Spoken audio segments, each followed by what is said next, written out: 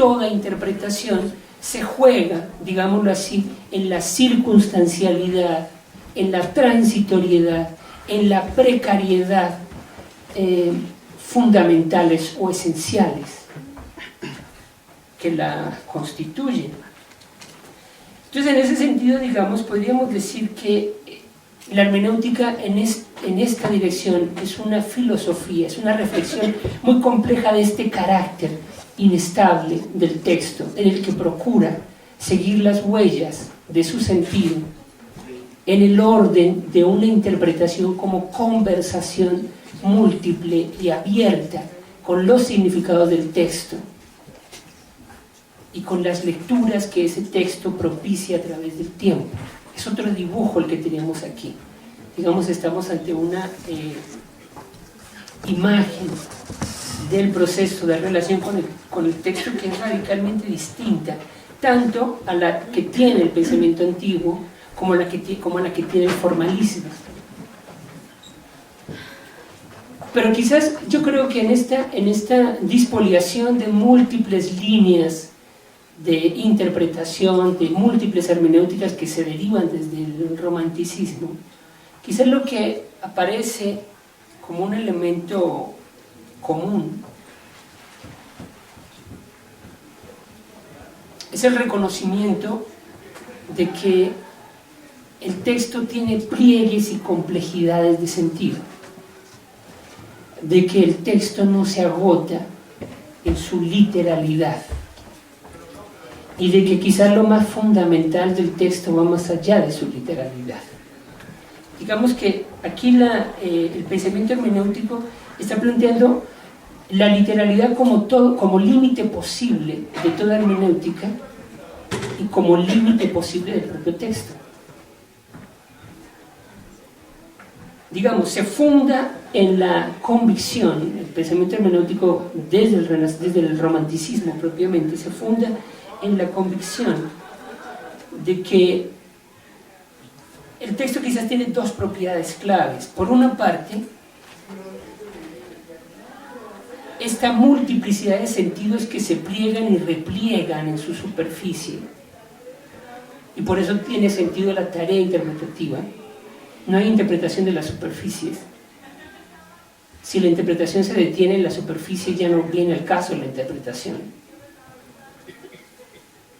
Y por otra parte, de que los límites del texto son tosudos y son difíciles.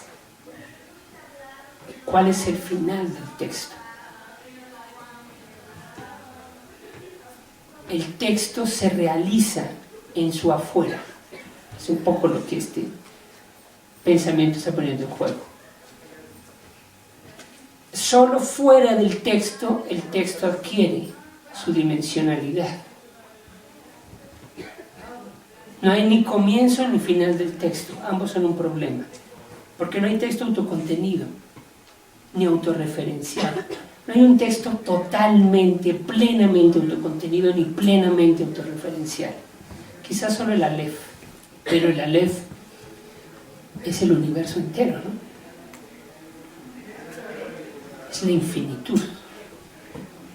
Entonces, en ese sentido, el Aleph es una metáfora de la infinitud, pero también es una metáfora de la imposibilidad textual. Bueno, quizás otro rasgo fundamental que me gustaría aquí señalar de lo que pone en juego la hermenéutica como filosofía del texto. Quizás el otro elemento clave aquí es que en el pensamiento hermenéutico el abordaje del texto es un problema ontológico. Es decir, la interrogación sobre el texto también es una interrogación de orden ontológico. Y quizás esto nos está diciendo dos cosas importantes. Por una parte, el planteamiento del ser en el texto, o de que el texto es ser. Es un problema de orden filosófico sustantivo. Y el asunto de que en tanto textualidad el ser es interpretable. Que hay una conexión intrínseca, interior, entre la textualidad y el ser. Que el ser habita en su texto y el texto emana del ser. Digamos, ese es un poco el sentido que esto implica. La realidad humana como un campo de narrativas, de relatos, mitos, narraciones, saberes, cosmogonías que constituyen no solamente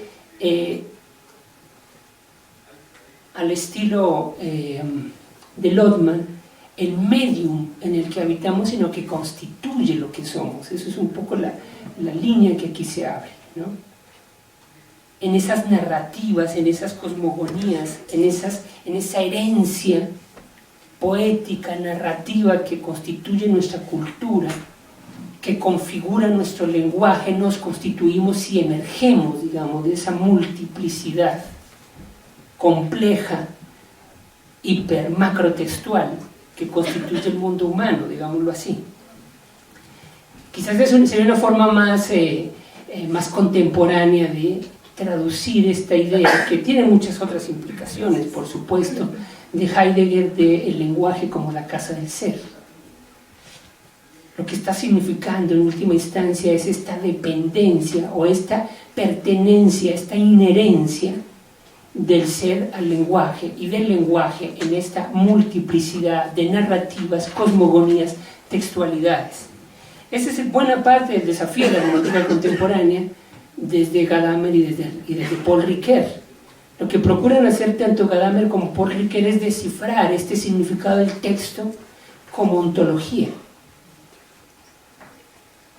con todas las características que acabé de plantear hace un momento. Es decir, si retrotraemos esas características, esas complejidades, esa inestabilidad, esa transitoriedad, esa perentoriedad de la que hablamos hace un momento, la ponemos en juego aquí en este horizonte, el problema ontológico se formula filosóficamente. Entonces ahora, desde esa interrogación por el texto, y precisamente por eso las preguntas de la filosofía hermenéutica contemporánea, por el mito, por ejemplo, por la narración, por la poesía, por el cine, este proceso en el que el cine se vuelve objeto de una interrogación hermenéutica, corre por ahí, corre en ese sentido, digamos. Bueno, me parece por otra parte que el pensamiento hermenéutico reaparece, porque es un pensamiento, como lo acabé de plantear, muy antiguo, reaparece en la discusión contemporánea. Si ustedes se dan cuenta, después del boom del estructuralismo, ese gran movimiento estructuralista que dominó el campo epistemológico en los años 50, los años 60, parte de los años 70, después de ese boom hay un proceso de rehermeneutización, digamos, de las disciplinas, de la cultura, a las que llamaba Dilthey las ciencias del espíritu, ¿verdad?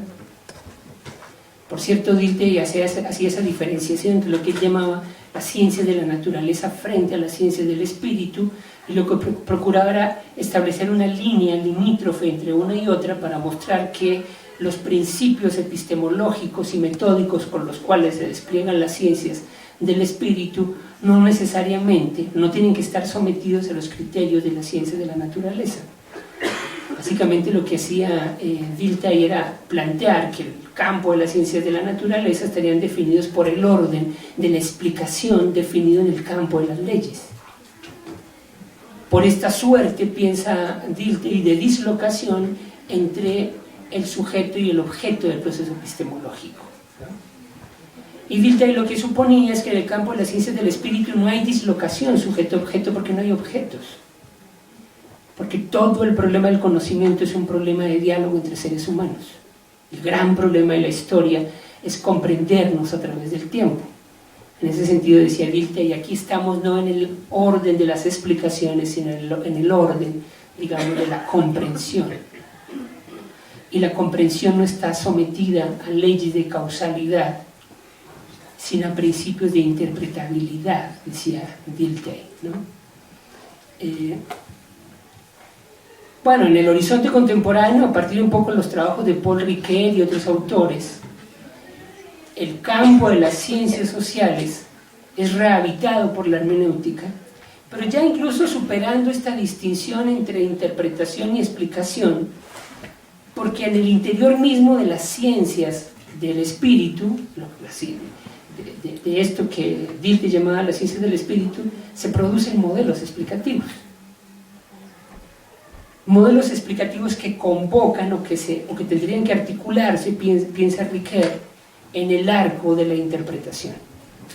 ¿A qué modelos explicativos se está refiriendo Ricoeur? Por ejemplo, los modelos generativistas en el campo del lenguaje, donde los modelos generativos tienen la forma precisamente de un sistema regulativo, normativo, que podría operar incluso casi en la forma de un sistema de leyes, pero que en la comprensión del sentido, piensa Ricoeur, convocan la inscripción del modelo explicativo del texto, que asciende al lenguaje, en el horizonte de la comprensión de los sentidos en el diálogo humano, digámoslo así.